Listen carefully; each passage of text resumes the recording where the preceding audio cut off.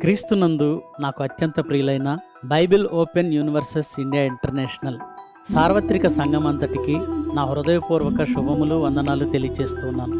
ప్రియులారా, గత నెల 19వ తేదీన నాకు హార్ట్ ఆపరేషన్ జరిగిన సంగతి మీ అందరికీ తెలుసు.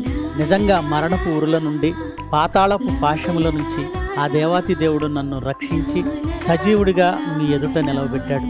కారణం, ఆయనకు పని ఉంది. అనేక సహోదరులను నేను ఆయన కొరకు సంపాదించాలి.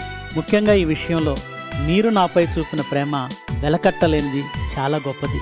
అప్పటికప్పుడు నా కోసం మీ కష్టాన్ని, కష్టార్జితాన్ని ఇచ్చారు. కొందరు అప్పులు చేసి మరీ ఇచ్చారని విని నిజంగా ఆశ్చర్యపోతున్నాను. మీ ప్రేమ గొప్పది. ప్రియులారా, మరి ఈ ప్రాణాన్ని మీరే కాపాడుకున్నారు. మీరు నిలబెట్టుకున్న, మీరు కాపాడుకున్న ప్రాణం ఇది.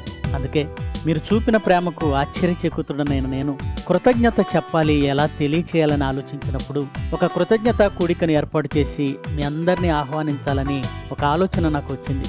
వచ్చే నెల అంటే నవంబర్ 29వ తేదీ, మరి ఆ రోజు జాన్సన్ విక్టర్ గారి చనిపోయిన రోజు కూడా గనుక ఆ రోజే కృతజ్ఞత కూడిక ఏర్పాటు చేసి అందరినీ నేను ఆహ్వానించాలని భావించాను.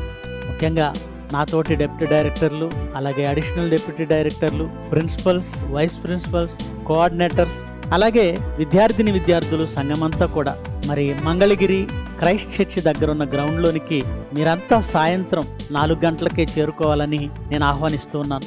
మరి మీ అందరికీ నా ప్రేమపూర్వకమైన ఆతిథ్యాన్నిచ్చి మిమ్మల్ని సత్కరించుకోవాలని భావిస్తూ ఉన్నాను.